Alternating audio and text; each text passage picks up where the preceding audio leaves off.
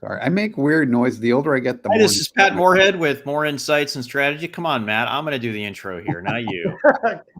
We are here for the second edition of this podcast. We made it through. We did not get canceled as a show. I want to thank my fans out there. I'm joined by my co-hosts, Matt and Will. Paul is taking the day off. We're going to analyze, what do we do here? Like, why do we need another podcast? We analyzed this week's top data center conversations, data center and data center edge. Cannot forget about the data center edge. No. Compute, cloud, security. Sorry, Will, security. How I left that off, I have no earthly idea. Blog our social media team. I know, man. I fired the entire social media team. So storage, networking, operations, data management, AI, and more. Little reminder, this show is for entertainment and educational purposes only. We're going to talk about public companies, but don't take any of this as investment advice. In fact, if you looked at my portfolio from 2022, you would do the opposite of what I did. It's kind of like Kramer. But how's it going, guys? Good. Yeah. Awesome. Yeah. Pretty awesome. Yeah, I violated my 2-week contiguous travel ban that I'm trying to invoke for 2023. I feel like I've been on the road forever.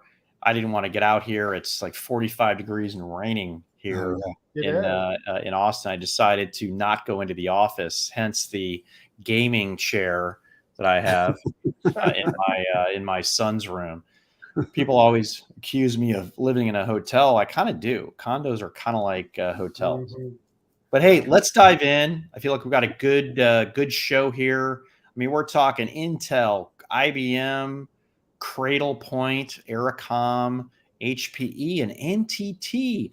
Love to get NTT. I don't think I've ever talked about NTT on a podcast, but hey, let's dive into the first topic. And Matt, I'm going to call your number on that. Intel had their DCAI day, and DC is for data center and AI. If I have to explain that, you shouldn't be listening to this show.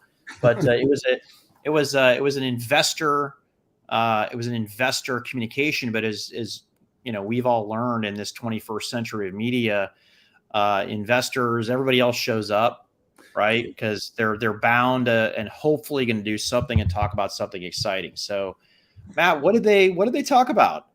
Yeah, it was process node. I think one of the areas where Intel, I think they're doing a much better job is letting their customers know kind of the vision they have and where they're taking their parts. Right, I mean it's been an interesting couple of years from a competitive landscape perspective, but I think this is about reestablishing that confidence and trust with customers, and they're doing some pretty amazing stuff.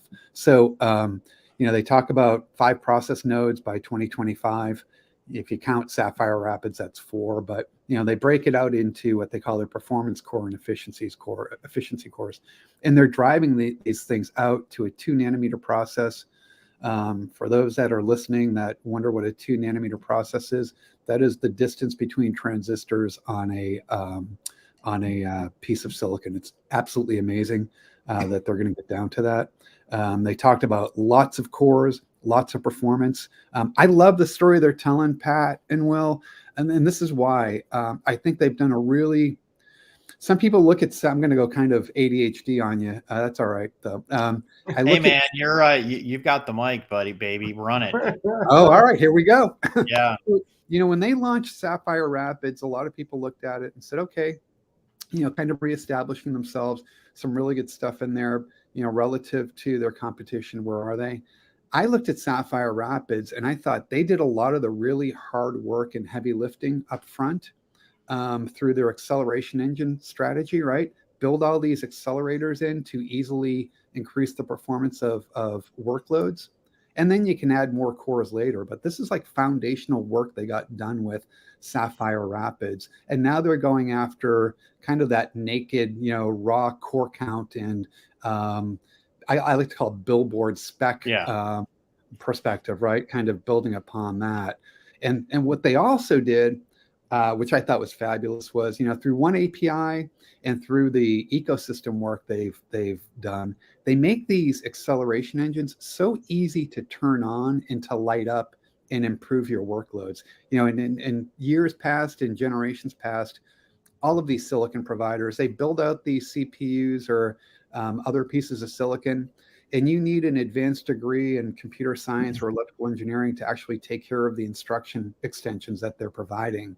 And Intel's taken all that away. All that heavy lifting is gone. It's really, I don't want to call it point and click simplicity, but they've made it far more simple for IT organizations to fully realize the capabilities of these CPUs. So I think they did a great job of telling their story. I love where they're going, and it makes the next few years really fun because their competition is got their foot on the gas, but they do as well.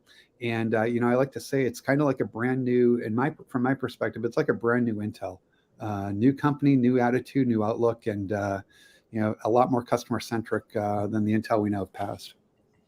Yeah, I don't normally pay too much attention in Wall Street's reaction. I mean, Wall Street is very short-term oriented, and I don't think they're looking at what industry analysts look at. I mean, there's some crossover, but there's not 100% alignment. The stock soared. I mean, the stock soared because Intel didn't come out with a slip. Right. Like the expectations are so low, and we might argue. I think it may have been Sierra Forest where people thought it was a pull-in, but yeah, Matt. Adding kind of this many core to deal better with the ARM community. Throwing a bunch of E-cores, taking out some of the special sauce and the accelerators that, quite frankly, a lot of the hyperscalers don't use. Yep. Right. For particularly for basic workloads that can't use the acceleration. And, Matt, you and I were always doing the analysis on, how much die, how many features. Sometimes the engineers just thrust it down our throat, but we had to do the best in it. So I thought that was good.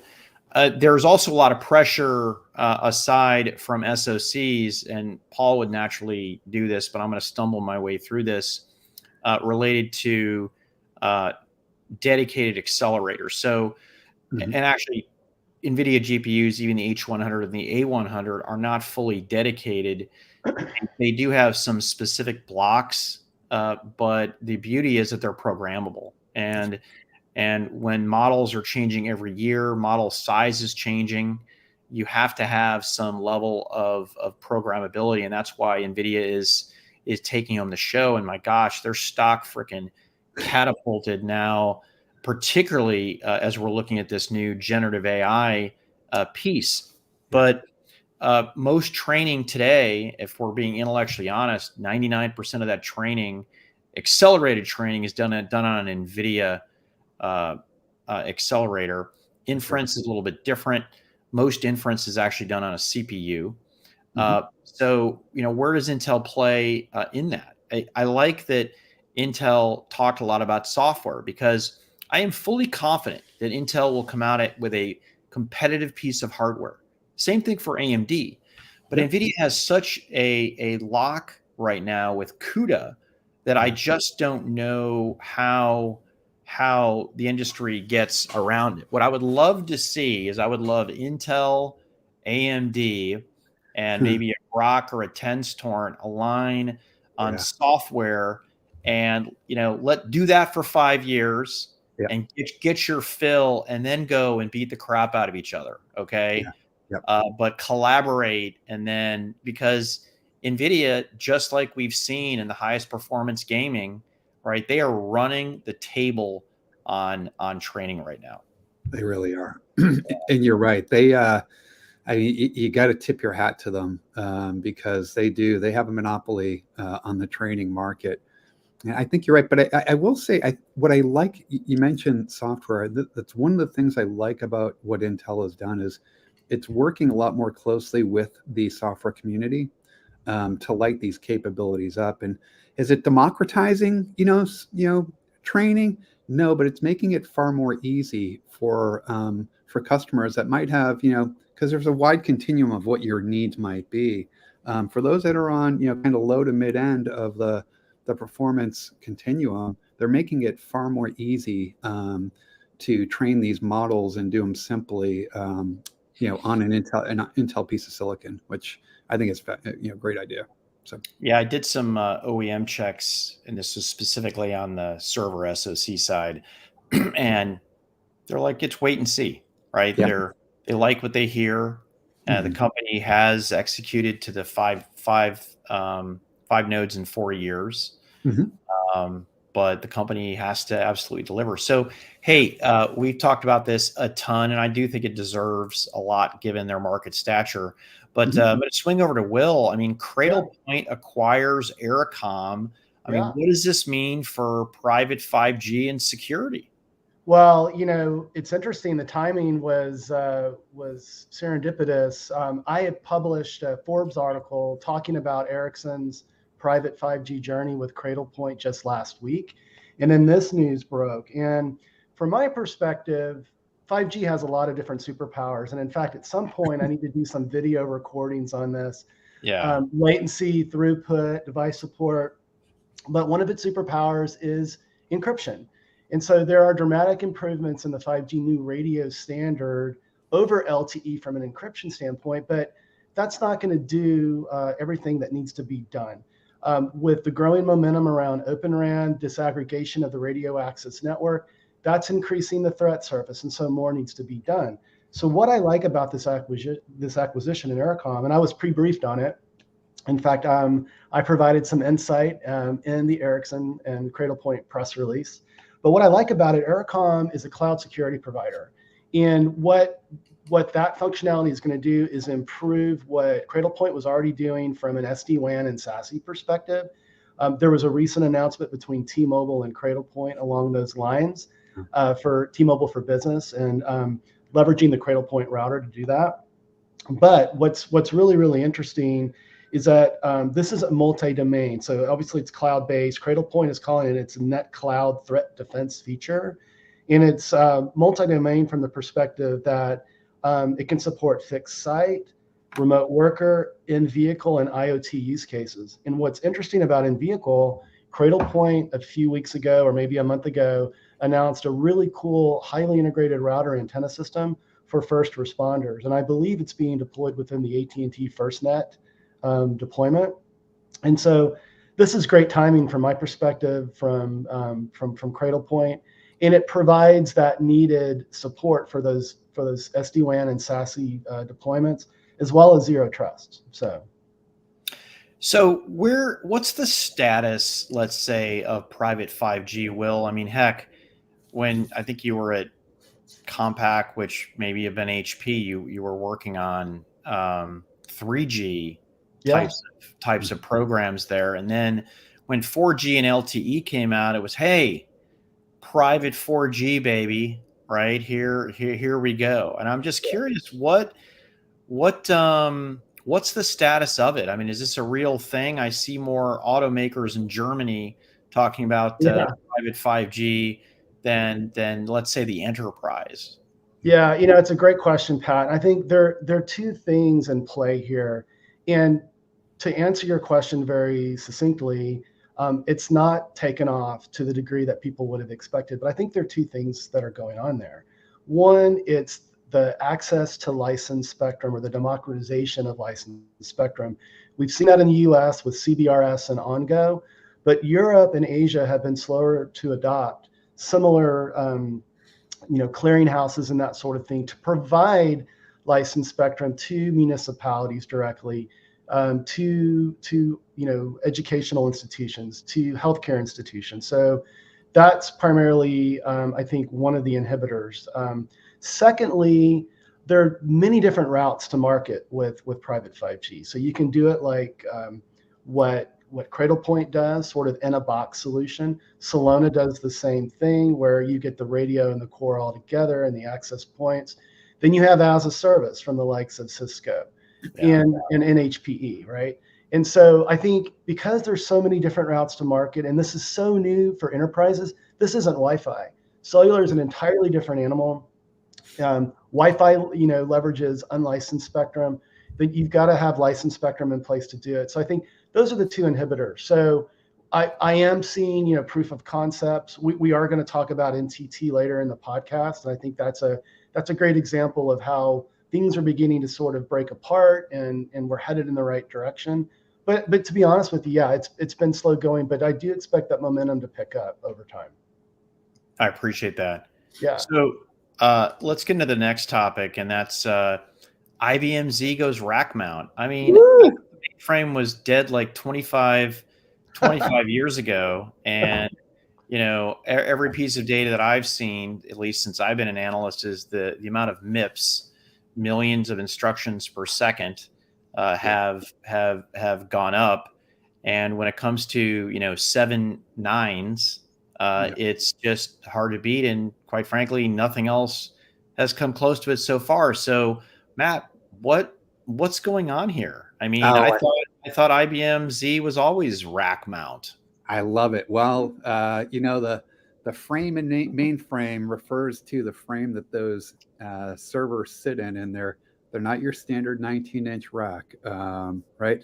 Hey, I got to tell you, man, I sound overly positive, maybe because it's Good Friday, but what the heck? It is Good Friday.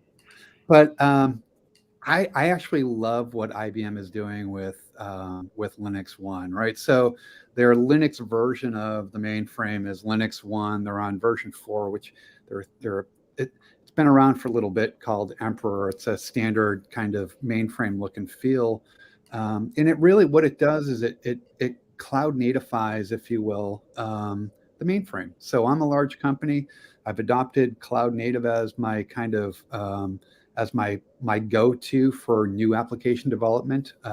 And so Linux One provides me that cloud environment with what you talk about, the enterprise grade capabilities, right? Reliability, consistency of performance, consistency of power consumption, high utilization, security, like crypto safe security, like or quantum safe security, like you've never heard of. And that was really good. But the challenge was, it was still really big with a really big price point. So recently, actually just the last couple of days, they announced 2 new additions to the Linux One platform. They have Rockhopper, right? They have a Rockhopper, which is a single frame, so a kind of a single rack, if you will. And then they have the rack mountable Rockhopper, which fits into your 19-inch rack and can coexist with your x86 servers. Such a cool thing, right?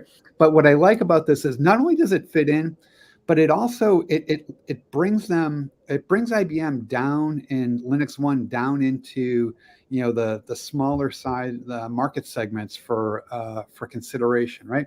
You could look at Linux One in the past and go, well, man, it's great, but it's still really, really expensive. When you look at this rack mountable Linux One in particular, it is a very affordable piece of hardware that gives you all of the benefits of IBM and what they're known for at a price point that smaller companies can appreciate, right, and can consume. So love the story. I love what they're doing, and in some ways, I hate to say this because I'm going to go ADHD again, but you got to give a nod to ARM and to companies like Ampere that have said, you know what, you don't need x86 for everything. There's more to this world, right? IBM's coming in on the back end of that and saying, absolutely, this is all, it's just cloud, right? Whatever you're writing in, it's going to run inside of a container that sits on these boxes and performs really well, and really secure and really reliably. So love what they're doing. I said that a few times. I apologize. Yeah, it's a love fest, Matt. Well, I don't know. I mean, you're loving a lot here. I mean, because I've seen you love x86.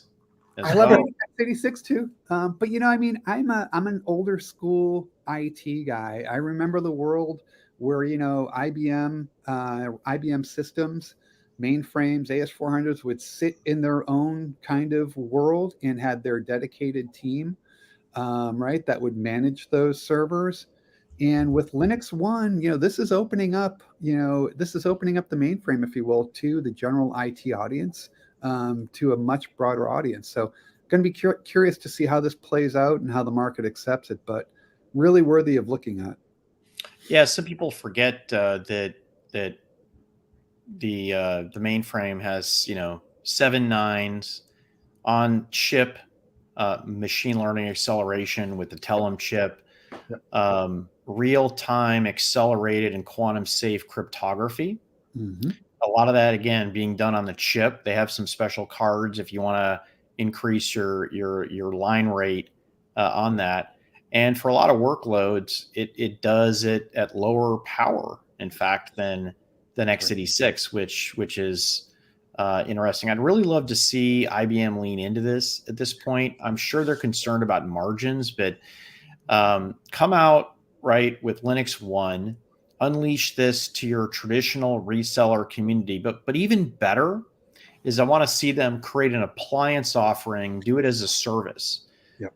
You saw orders of magnitude improvements with workloads like MongoDB, and they do really well on SAP workloads, and scale up basically. Mm-hmm. And not only do you now have it just as a rack that could fit into a standard 19-inch rack with standard 19-inch rack power, but if you do it as an appliance, your developers, they only care about the APIs, right? That's it. They don't care what's under the hood. And I appreciated your nod to ARM and people like Ampere that made this happen. And quite frankly, where the dam burst was with AWS and Graviton. That's right. Yeah. That almost made it was okay. And then all the tools came around and were optimized, because it's one thing to be compatible, but you also have to optimize though at the first place. So I think there's a lot of goodness here, and here we are, 1964. This platform was created, and here we are in 2023 still talking about it, and the previous 30 years talking about the death of it. Yeah. And I love to use the mainframe as the perfect example of IT is not about or, it's about and. We just keep layering and layering and layering and layering this on, and as long as you can do it uniquely in a way, then it has life. So, anyways, I think we've drained this one of all the moisture.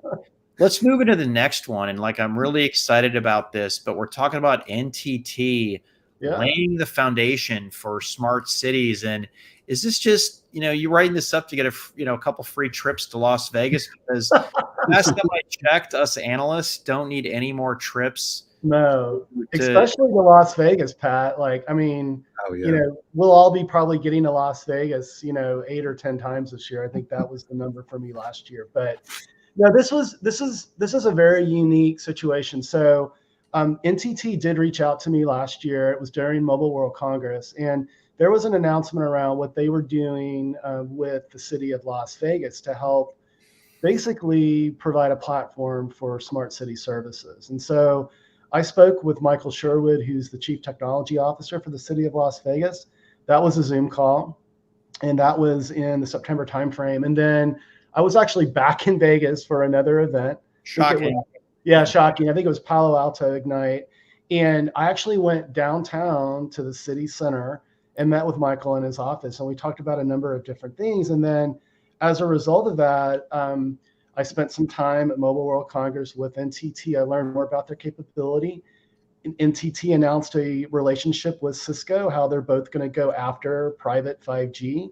And then the article came together, and I'm a movie nerd. And so, the headline was how NTT is helping the city of Las Vegas get smart. If you remember that Maxwell Smart, from the 60s and the reboot and the shoe phone. And I figured I worked the shoe phone into the article as well. But at a high level, what NTT positions this deployment as, they basically position it as the largest deployment in the United States for smart city. And the applications are around telemedicine support, around providing broadband to the unconnected. And what's amazing, when you get past all the casinos on the strip and you get into the downtown area, there's some pretty impoverished areas just past all of that. And so Michael was telling me, fixed wireless access is definitely something that's being evaluated. Autonomous piloting of shuttle vehicles for the elderly is something that's currently under investigation. And then some very practical applications using smart cameras and computer vision to improve safety in certain parts of the city, as well as smart traffic metering and that sort of thing. And I think, and what's really, as I talked to Michael about this, it dawned on me, well, why isn't this in partnership with the casinos? Because there are a whole host of private 5G use cases like neutral host and AR, VR activations that my colleague Anshul likes to talk about on our podcast, the GTO and 5G. So, and then also Michael and team are experimenting with millimeter wave, and they're doing that in the unlicensed band. And so it's pretty exciting. And in talking with NTT, I've also learned that, stay tuned, this new relationship with Cisco, they're working on some pretty big projects that'll be breaking. And so to kind of address, the conversation, Pat, that we had before, yes, private 5G adoption has been slow, but I think 2023 is the year where it's really going to take off. Yeah, I mean, the technologies are coming together on that, and in a way, I wish, I think the industry got a little bit ahead of itself on the promotion of 5G, and I think we were part and parcel to that. But I think all of these waves require some irrational exuberance up front to get investment going. And one example, if I look at 4G, a lot of the killer 4G applications like the Ubers came at the tail end of the 10-year build out of 4G LTE. And there was very little hype and promotion aside of kind of the normal channels. But when you look at what 5G can do, it is so different from 4G LTE. One of its biggest features is it can be basically rate limited, meaning you pay for the features that you want. Do you want high performance, low latency? Do you want higher latency, lower performance at this amazing price? You can do that. It's fractionalized, as opposed to the way that we used to do this was, let's put the NUC on 2G that basically goes away and gets shut down. But in reality, it was only cheaper because of the depreciation and amortization on the hardware. It had been paid for, right? It's still cost, but it's better aligning the cost and features of the service with what it's delivering.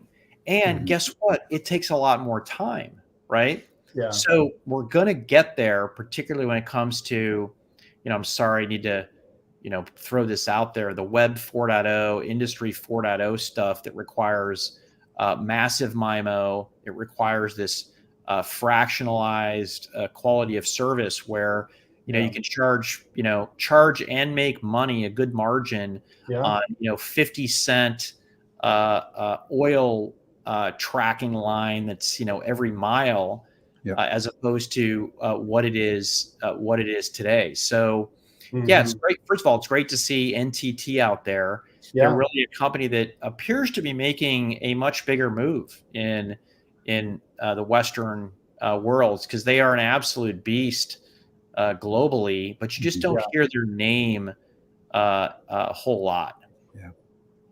I think they're doubling down in this market, Pat, to your point. And I'm glad you brought up the fractional sort of capability of 5G. That's achieved through something called network slicing.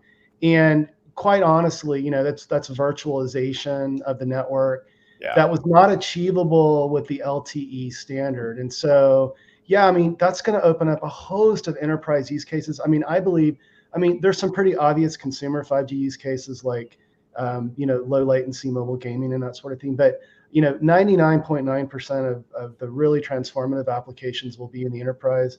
Network slicing is going to enable that. And hey, by the way, here's an opportunity for the mobile network operators that have spent billions of dollars building every G, in history, to go monetize it beyond just a silly unlimited plan to consumers, right? So yeah, it's huge. Yeah, I'm super excited about that, and right now I'm I'm motivated, and what I'm trying to do is help enterprises see the value of this. Now, the funny part is when they're not, there's no industrial company out there is like, give me some, I want some private 5G just for the sake of private 5G. It's Right. no, I need to radically change the way that I design, build, and move my products. Okay.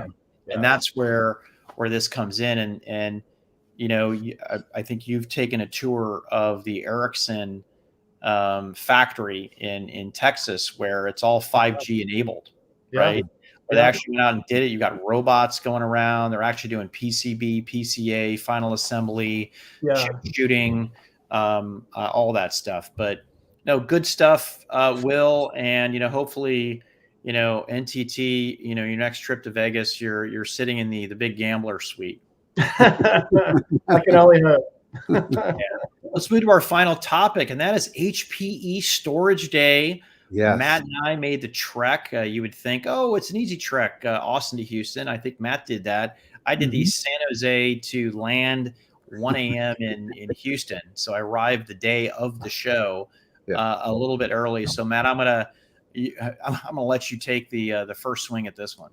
Yeah. Did I tell you how much I love HPE? Just kidding. It's a love fest. It's a Friday night. Yeah, I mean, be sure to send that supercut to Randy and Jenna. So yeah, I will. Yeah, it actually was a really exciting day. They called 2023 the year of storage at HPE, which I think is interesting. But they had this day dedicated to storage, and they had a few big announcements come out of that. First, I'm going to cover them very quickly so we can get into more detail.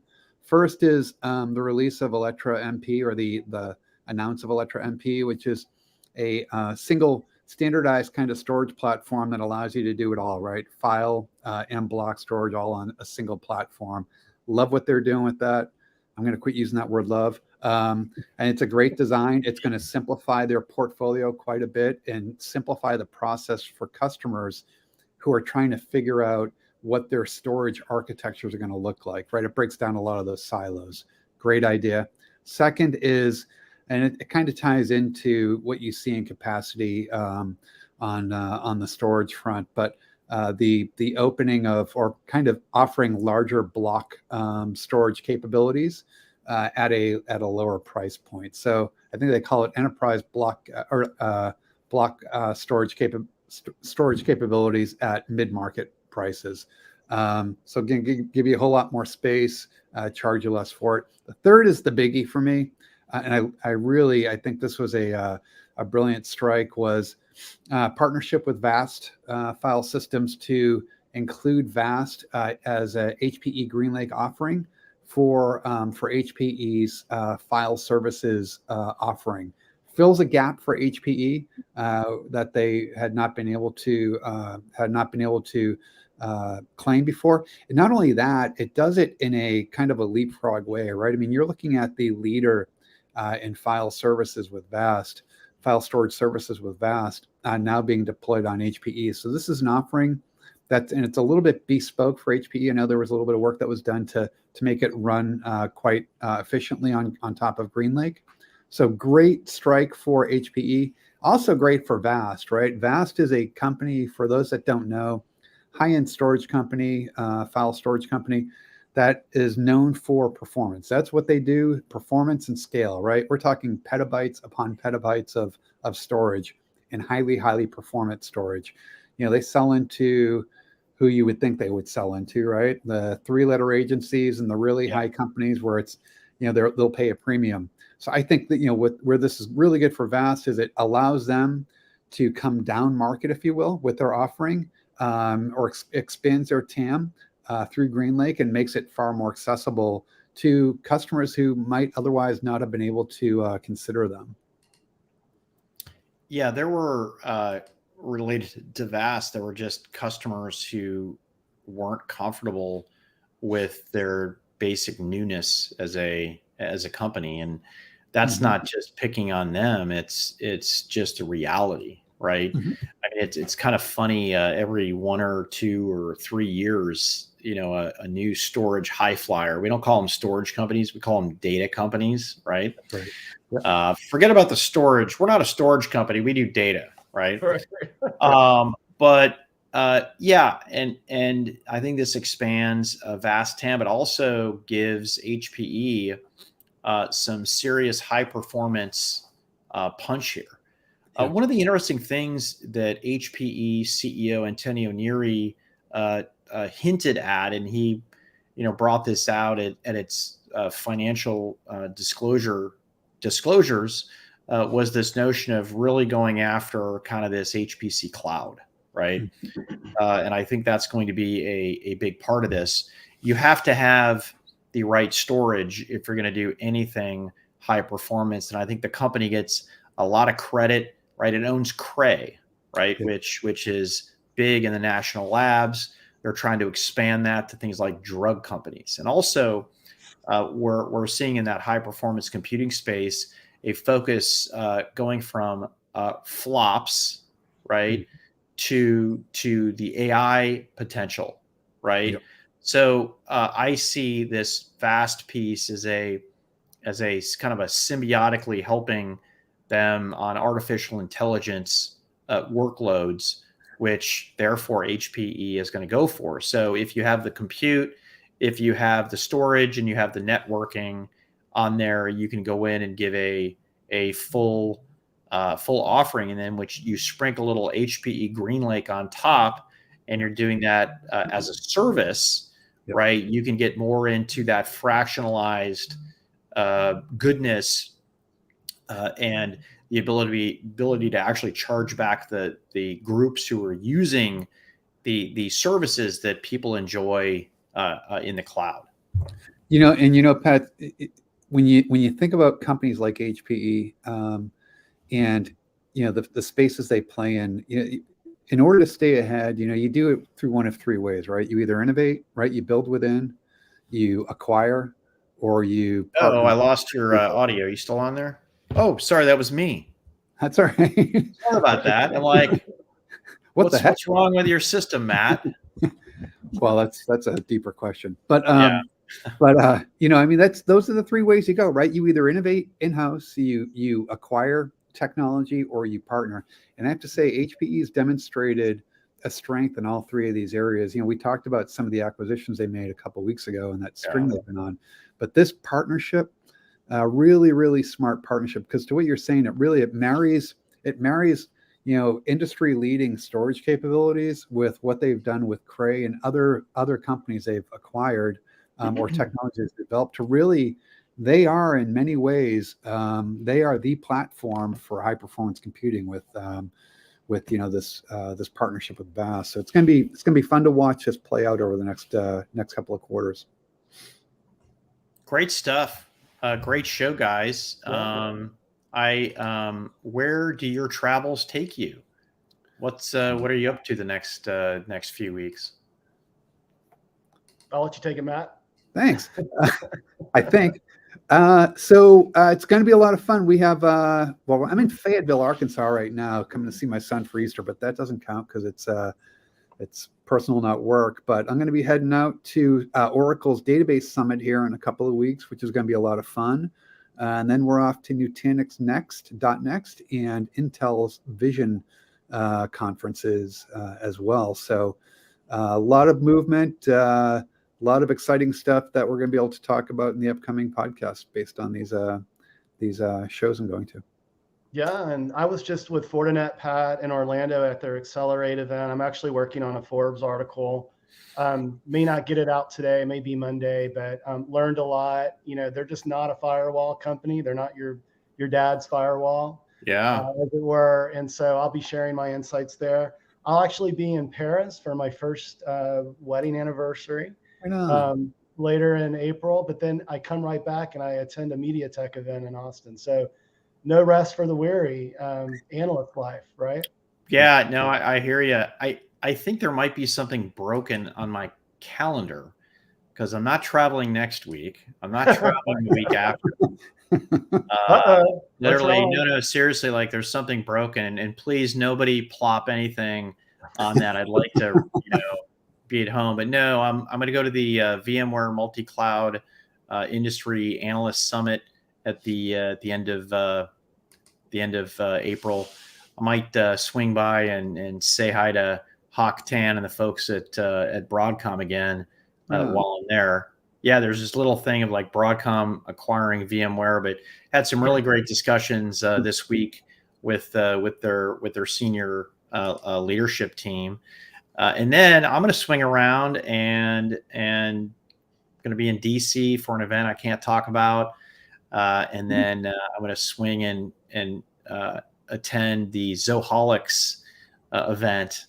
That's Zoho, the enterprise SaaS company with Melody on the middle of May. And then everything just goes wacky. I mean, ridiculous. I mean, I'm in Paris, I'm in the UK, I'm coming back, and it's just going to be absolutely nuts. But IBM Think, Intel Vision, it's going to be nuts. So I'm going to rest up. Cisco Live, HPE right after that. That's right.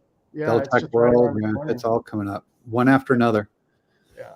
Anyways, guys, great to see you. Hope everybody enjoyed the show. Let us know what you liked and what you didn't. If it's what you liked, it's at Patrick Moorhead. If it's what you don't like, bring it up with Will and Matt. But no, seriously, we really appreciate you and give us feedback. We're kind of new at this. My camera work today was really cruddy. Oh, I mean the production team. I'm going to have to talk to them about this. So. Anyways, hit that subscribe button if you like what you heard, and have a great weekend. If you celebrate Easter, happy Easter. It's a big deal for myself and my family. And if it is for you and you celebrate, have a good one. Take care, and thanks for tuning in.